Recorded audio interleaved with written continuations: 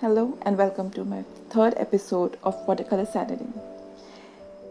Every Saturday I come up with a watercolor tutorial, and this episode is all about the basics of watercolor. We will be learning the techniques, the washes, and the various textures.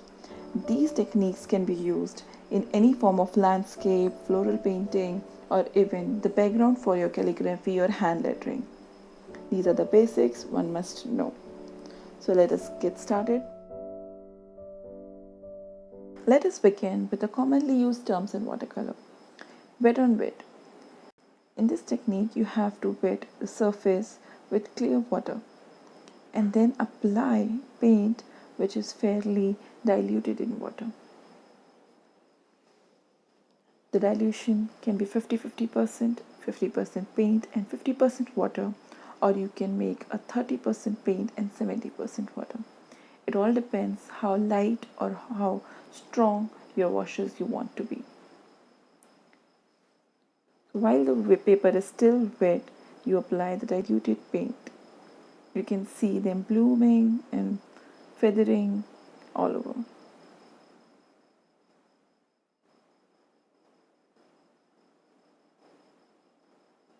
This technique is used to create soft edges, mostly like in skies or anywhere where you want the edges to be very soft and faded.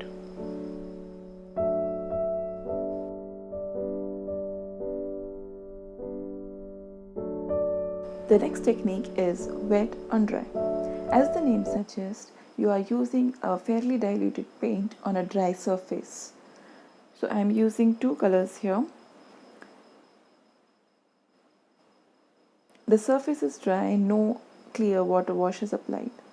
This technique is used to create hard edges. You can also use for a better controlled wash if you want.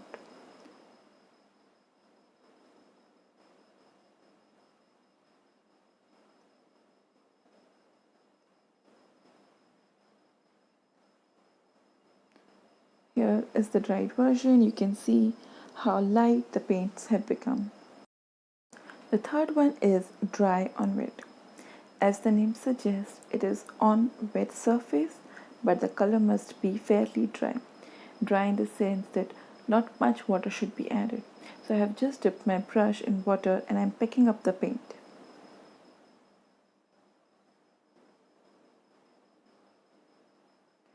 Now that loaded brush, I'll just move across the wet surface and you can see that beautiful movement of paint across the paper.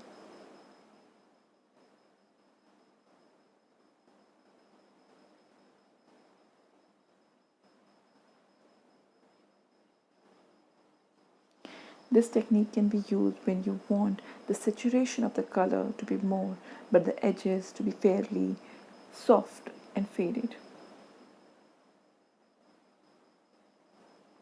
And the fourth one is dry on dry.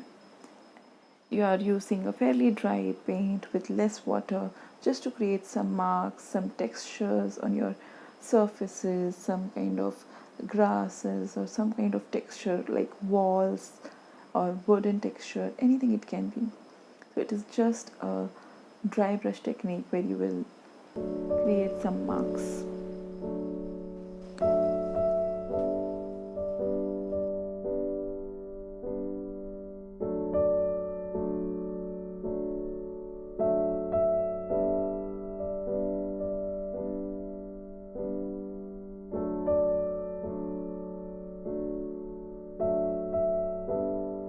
Now that we know all the techniques, let us move towards the washes.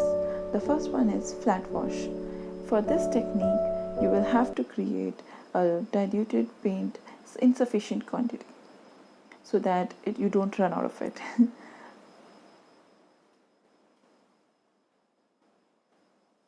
You can also call this as wet on dry technique because I am not applying clear water on my paper. I am directly using a diluted paint.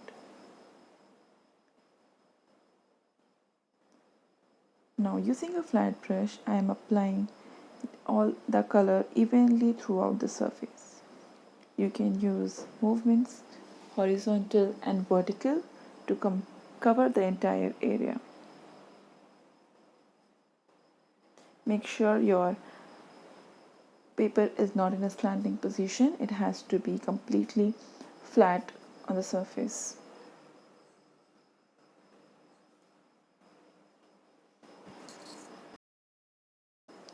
Graded wash is something where the color transcends into light, light, light and lighter to the lightest.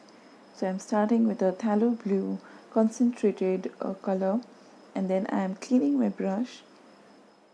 And here you can, for a beautiful graded wash, you can add a masking tape below your paper so that there is a slight angle and the color moves in a direction for an even wash. I'm slightly applying paint and trying to get a gradient that is from the darkest to the lightest. You have to make sure your brush is clean every time you do it.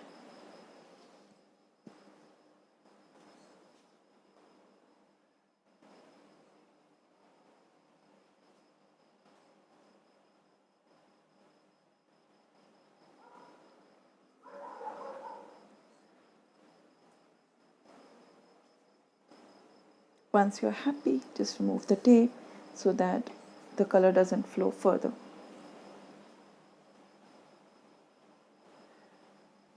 Variegated wash. In this wash, you use more than one color. So it can be 2, 3, 4, any number of colors that you wish to add on a wet surface. First, we have to wet the complete surface with clear water and then start adding colors. There is no necessity that you add it in a similar manner that I am doing. Variegated wash basically means having more than one color in your washes.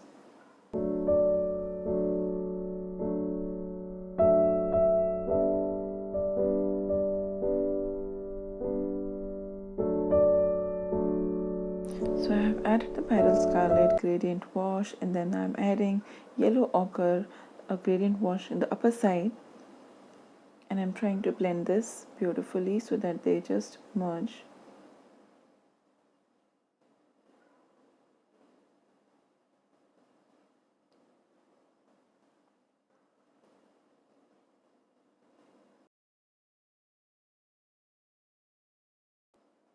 I'm adding a little bit of geotite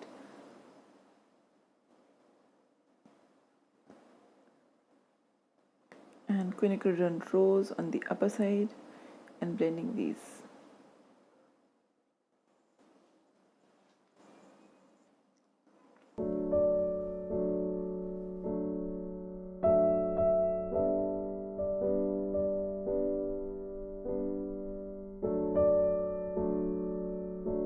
Now let us move towards the streak wash. A streak wash is basically where you wet the complete surface and drop in some paint without defining the edges.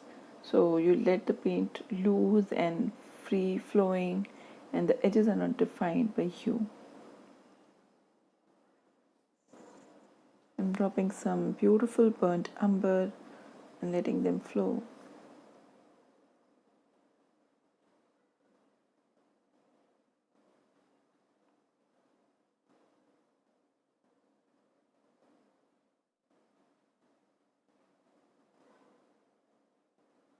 Adding some more water to make it more feathery.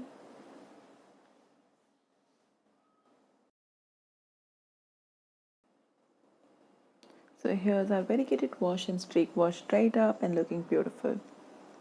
Now we'll move towards the techniques of watercolor with which you can create some beautiful textures. For first, I am beginning with lifting. For lifting, you have to paint, there has to be some paint to lift. So I'm painting this background with cerulean blue. And along with lifting technique, I will show you how to make clouds.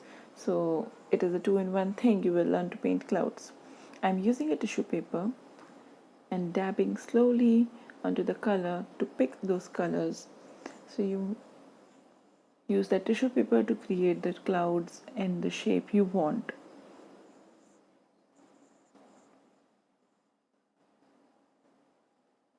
Once you're happy, you can add a drop of paint to darken the corners and highlight the cloud more.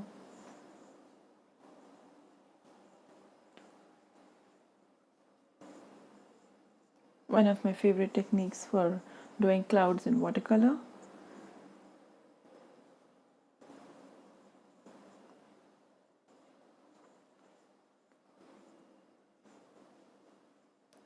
Lifting can also be done using brush, so you have to clean your brush completely, dab it into the towel and make sure it is damp and not wet, and pick that color with your brush. Here I am making a very soft kind of cloud.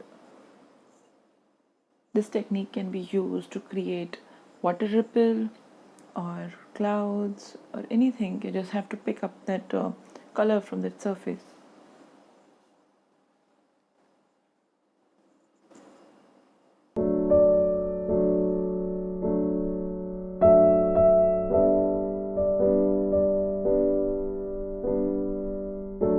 The next technique is using salt. So we are painting the background where more saturated with less water, and I'm trying to blend them.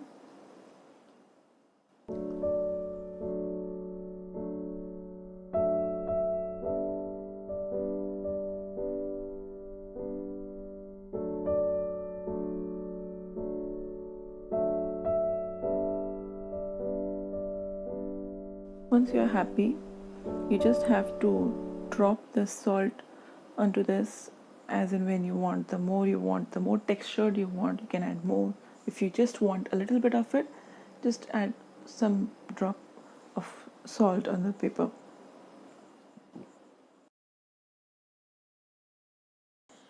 The salt will absorb the paint, and once it is dried completely, this is how it will look. Just remove the excess salt that is remaining, and then you are done. This technique is great for some background or grass effect. There are many more things that you can do, but let us keep it to the basic.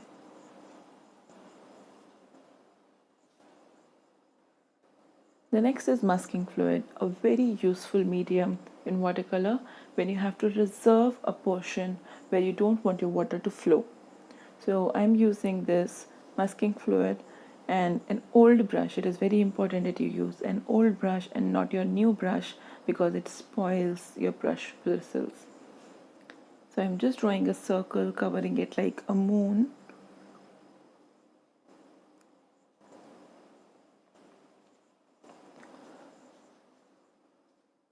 Allow it to dry completely. Once it is completely dried, then you can start your painting. You can do wet on wet, you can do wet on dry, anything you wish. So I'm just doing a night sky to demonstrate the beautiful moon using the moon glow and imperial purple.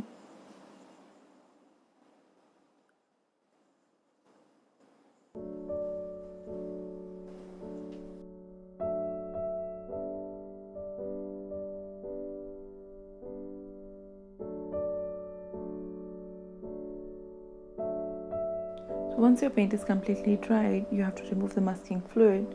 You can use a cement eraser or your finger, and I'm just dabbing some paint to show it, and so that the white is not staring at us.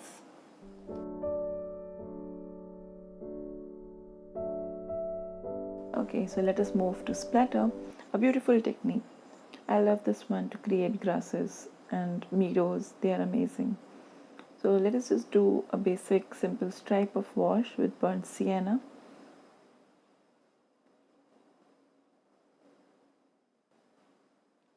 Then clean your brush completely, dip it in clear water, and then tap tap tap to get some droplets on your color. The droplets that are on the paper, that will remove paint from that particular portion, and you will create a beautiful textured surface.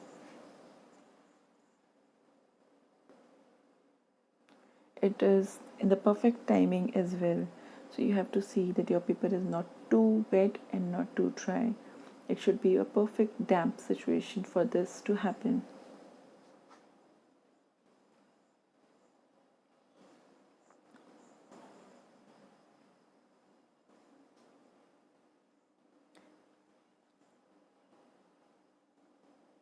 So the other way of splatter technique is to splatter pigments loaded in a brush instead of clear water. So I have a blank paper and I'm starting to add some pigments. I've covered the sides so that I am not spoiling the rest of the techniques. So I have added yellow, red, blue, and then I have also added some clear water, so they are mingling, mixing.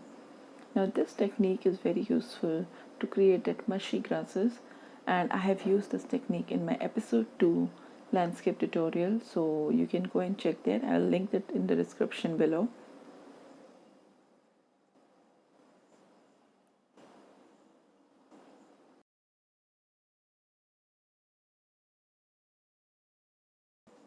So it's more of like having fun. This also can also be used for creating a background for lettering and calligraphy. That's completely beautiful.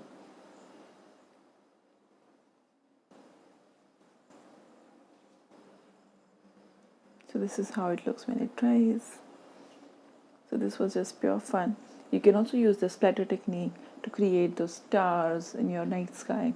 All you have to do is load your white color slightly mixed in water, and not too much and not too little. It should be the perfect mix. And then load your brush and then just go on tap tap tap tap, and there is everything on the paper, white stars.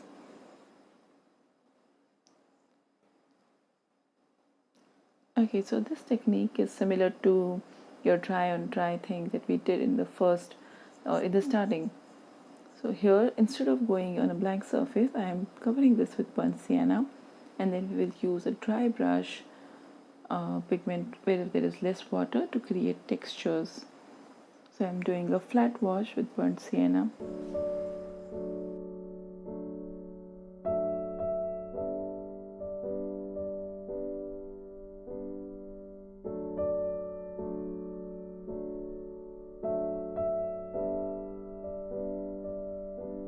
Allow it to dry completely. It has to be like completely dried. And then I'm using this fan brush dipped in burnt umber with very less water and more pigment, and I'm just dragging it across with some pressure and some movement in the brush to create that kind of wooden texture. Dry brush is a useful technique to create textures.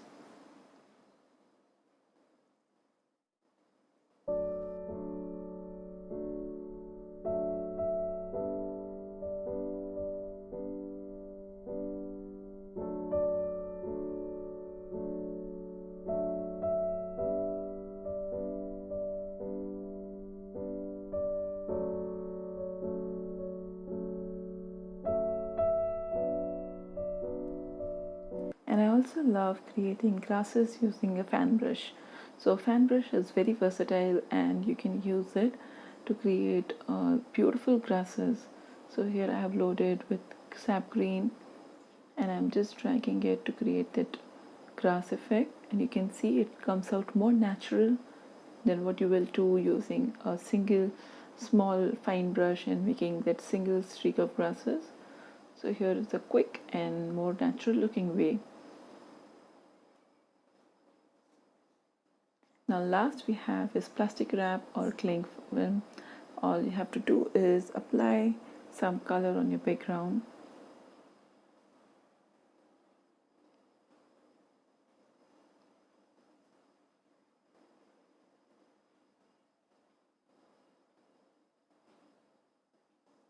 I'm just using Paris Scarlet and New Gamboge, and then you have to use a plastic wrap. It can be any plastic, a cling film works better.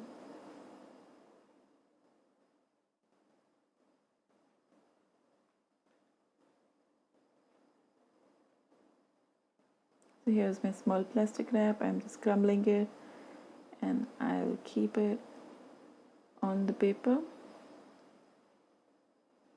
This will create a certain movement in the watercolor, and there will be a different kind of blend and texture on the paper happening right now. You can keep something heavy to allow it to dry completely.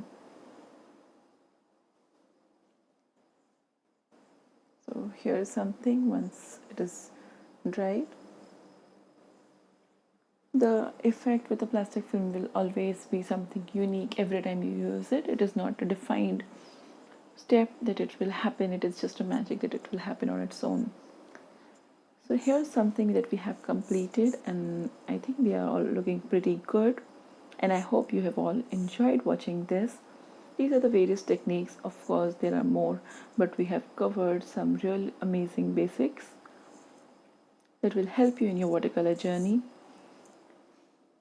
In my next episode I will try to complete a painting only with flat wash. So maybe we can do it like this, where we will understand these washes more better and more in person. So I hope to see you in my next episode. So don't forget to like, comment and subscribe to my channel, and we'll meet every Saturday with a new episode on watercolor and learn something new. Thank you for watching.